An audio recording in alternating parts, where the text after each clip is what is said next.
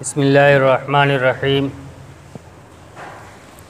الحمد للہ رب العالمین والعاقبۃ للمتقین والصلاة والسلام علی سید الانبیاء والمرسلین سیدنا و مولانا محمد وعلی آلہ واصحابہ اجمعین اما بعد فقد قال اللہ تبارک و تعالی فی القرآن المجید اعوذ باللہ من الشیطان الرجیم بسم اللہ الرحمن الرحیم ومن آیاته ان خلق لكم من انفسكم ازواجا لتسكنوا الیہا وجعل بینکم مودۃ ورحمہ وقال النبی صلی اللہ علیہ وسلم ان اعظم النکاح برکۃ ایسرہ مؤونۃ او کما قال علیہ الصلاۃ والسلام۔ میرے محترم بزرگوں اور عزیز ساتھیوں، اللہ تبارک و تعالیٰ نے اس کائنات کے اندر ہماری ضرورت کا ہر سامان مہیا کیا ہے اور ضرورت پوری کرنے کے لیے حلال اور حرام طریقوں کی رہنمائی کر دی ہے۔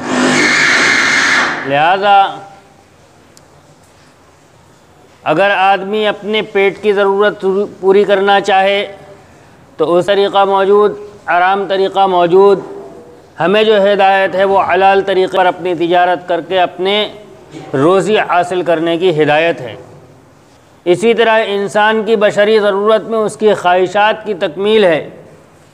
اس کے لیے بھی اللہ تبارک و تعالیٰ نے حلال طریقہ یعنی نکاح کی تعلیم دی اور حرام یعنی زنا سے بچنے کی تعلیم دی۔ آج معاشرہ بری طریقے سے حرام طریقے کے اندر ملوث ہے۔ میں پیچھے بھی عرض کر چکا ہوں کہ نامحرم کے ساتھ کسی طرح کا تعلق حرام ہے۔ اللہ کے نبی صلی اللہ علیہ وسلم نے ارشاد فرمایا کہ ہاتھ بھی زنا کرتا ہے، آنکھ بھی زنا کرتی ہے، پاؤں بھی زنا کرتا ہے اور شرمگاہ اس کو سچ کر دیتی ہے۔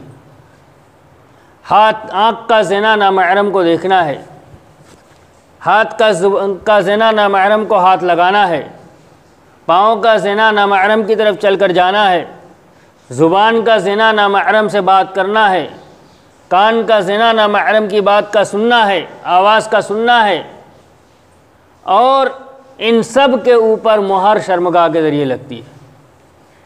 ان سب کو نبی اکرم صلی اللہ علیہ وسلم نے زنا قرار دیا ہے۔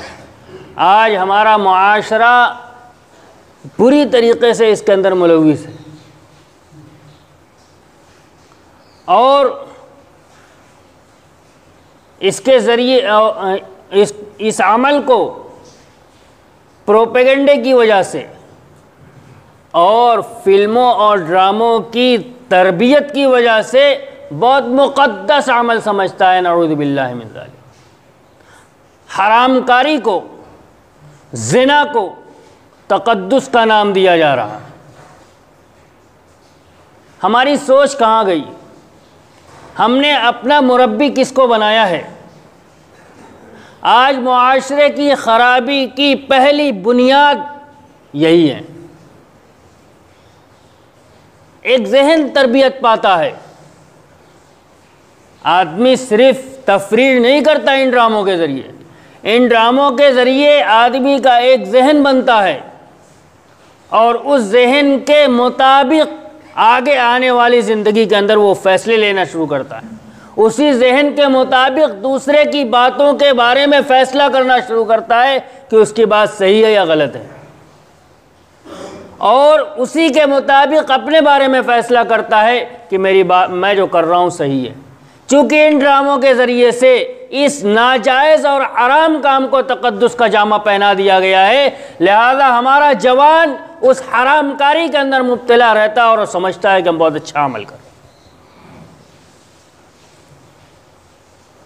معاشرے کی خرابیاں جو پیدا ہو رہی ہیں اس کے اندر ان کا بہت بڑا رول ہے۔ اس کے بعد پھر وہ ساری چیزیں پیدا ہوتی ہیں جن کے ذکر کرنے اور جن کا تصور کرنے سے ہمارا سر شرم سے جھک جاتا ہے، موجودہ ملک کے اندر جو سب سے زیادہ مشہور واقعہ ہے وہ بھی اسی کی ایک کڑی ہے۔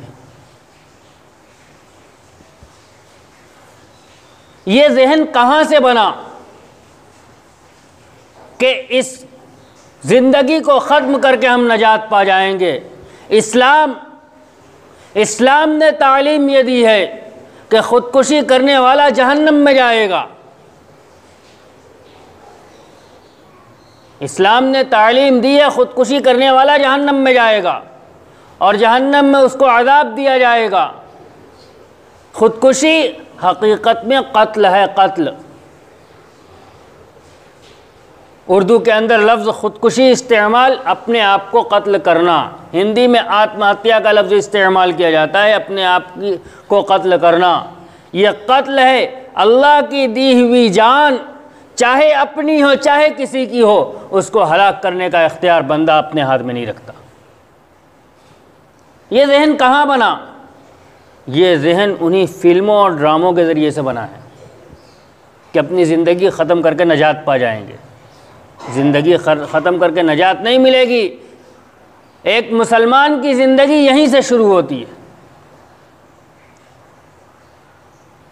دنیا کی زندگی کا کوئی تصور ہی نہیں اسلام کے اندر کہ اس کی اچھائی اور برائی کی بنیاد پر اللہ تبارک و تعالیٰ کے ہاں فیصلے ہوں، بلکہ جس کے اوپر جتنی زیادہ پریشانیاں دنیا کے اندر آتی ہیں وہ اللہ تبارک و تعالیٰ کا اتنا زیادہ مقرب ہوتا ہے۔ اللہ کے نبی صلی اللہ علیہ وسلم نے فرمایا، اللہ تبارک و تعالیٰ کے نزدیک کسی بندے کا ایک مقام متعین ہوتا ہے کہ اس کو وہاں تک پہنچانا ہے، لیکن اس کی زندگی کے اندر اعمال ویسے نہیں ہوتے۔ اللہ تبارک و تعالیٰ اس کے اوپر حالات لاتے ہیں اور ان حالات پر وہ صبر کرتا ہے اور اللہ تبارک و تعالیٰ اس کو اس مقام تک پہنچا دیتے ہیں۔ اسلام نے صبر کی تلقین کی ہے۔ اسلام نے یہ بتایا ہے کہ اگر صبر کا دامن چھوڑ کر اگر آپ نے کوئی غلط قدم اٹھایا تو اس کے ذریعے سے آپ اپنی آخرت کو خراب کر لیں گے، اور ایک مسلمان کی نظر آخرت پر ہوتی ہے، دنیا پر نہیں۔ یہ ایک پہلو ہے۔ دوسرا پہلو یہ ہے کہ آخر ایسا کیا ہوا جس کے نتیجے میں کوئی اس انتہائی قدم کو اٹھانے پر مجبور ہوا؟ یہ بھی ہمارے معاشرے کی خرابی ہے۔ آخر ایسا کیا کیوں گیا کہ اس عورت کو انتہائی قدم اٹھانا پڑا؟ اس میں پورا معاشرہ ذمہ دار ہے۔ قدم اس نے غلط اٹھایا، لیکن اس غلط قدم اٹھانے پر مجبور کس نے کیا؟ وہ اس معاشرے نے کیا جس معاشرے کے اندر وہ رہا کرتی تھی۔ وجوہات کوئی بھی ہوں، ہمارا وہاں سے تعلق نہیں، ہم جانتے نہیں کیا ہوا تھا کیا نہیں ہوا تھا۔ لوگوں کی سنی سنائی یا اور چیزوں کے نتیجے میں جہیز ایک سامنے آیا ہے، اور دوسری بات وہی ناجائز تعلقات جس کو تقدس کا نام دیا گیا ہے، حرام کاری، یہ دو چیزیں اس میں سامنے آئی ہیں۔ جہیز اسلام کا اس سے کوئی تعلق ہے ہی نہیں۔ جہیز غیروں کا طریقہ ہے، اور ان کے یہاں بھی حق نہیں ہے، لڑکے والوں کا حق نہیں ہے۔ پہلے زمانے کے اندر چونکہ ان کے یہاں وراثت میں لڑکی کا حصہ نہیں ہے، لہذا باپ اپنی زندگی کے اندر اپنی بیٹیوں کو دے دیا کرتے تھے، اس لیے کہ میرے مرنے کے بعد ان کو کچھ ملے گا نہیں۔ اور بعد والوں نے اس کو اپنا حق سمجھنا شروع کر دیا، یہ بھی آئے گا اور یہ بھی آئے گا اور یہ بھی آئے گا۔ دوسری چیز، اس کے پیچھے جو ذہن کام کرتا ہے، جہیز کے مطالبے کے پیچھے جو ذہن کام کرتا ہے، اسلام اس کی کبھی اجازت نہیں دیتا۔ اس مطالبے کے پیچھے جو ذہن کام کرتا ہے وہ ہے عورت کی کم مائگی اور مرد کی برتری۔ ہم لڑکے والے ہیں اور یہ لڑکی والے ہیں، ہم لڑکے والے ہیں، ہمارے پاس ہماری برتری ہے، ہمارا احسان ہے کہ ہم ان کی لڑکی کو لے کے اپنے گھر آ رہے ہیں۔ اس سوچ کی اجازت اسلام نہیں دیتا۔ اسلام نے عورت کو رحمت کا درجہ دیا ہے۔ اللہ کے نبی صلی اللہ علیہ وسلم نے عورتوں کا ایک مقام بیان کیا ہے، اور نکاح کے باب میں اسلام کے اندر عورت کو اونچا درجہ دیا گیا ہے، مرد کا درجہ اس کے نیچے ہے۔ اللہ کے نبی صلی اللہ علیہ وسلم نے ارشاد فرمایا، یا معشر الشباب من استطاع منکم الباءۃ فلیتزوج وان لم یستطع فعلیہ بالصوم، کہ اے نوجوانوں کی جماعت، اگر تم نان نفقہ کی صلاحیت رکھتے ہو تو نکاح کر لو۔ نان نفقہ کس کو کہتے ہیں؟